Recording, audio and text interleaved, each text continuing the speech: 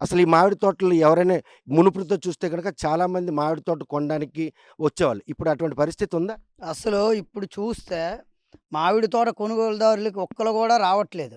5 సంవత్సరాల కిందట చూస్తే ప్రతి తోటలో 5, 6 పాకలుండేవాళ్ళు. బస్సేసుకుంటూ కొనుక్కునేదారులు వచ్చేవారు.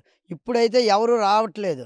ఇప్పుడు వచ్చినా ఇలాంటి వాళ్ళేమవుతుందంటే వీధుల గాళ్ళు ఏసి నేలమట్టం అవుతుంది సరుకు ఇప్పుడు మొత్తం. రాలిపోయిన కాయలు ఎవరైనా కొనేదానికి ముందుకొస్తారా? రాలిపోయిన కాయలు ఎవరైతే కొనరో. ఎందుకంటే భూమిని టచ్ చేసిందంటే అది ఎప్పుడు కాయ మెత్తగా అయిపోయి కుళ్ళిపోద్ది. దాన్నైతే యూజ్ చేయడానికి ఎవరొక్కళ్ళు గూడా రారు.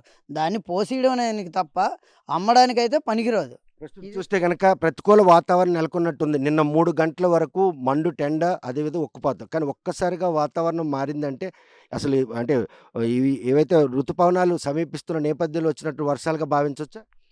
ఋతుపవనాలు ఇంతకు ముందు నుంచి చూస్తే ఈ సంవత్సరం మాత్రం చాలా ముందు నుంచి స్టార్ట్ అయ్యాయి.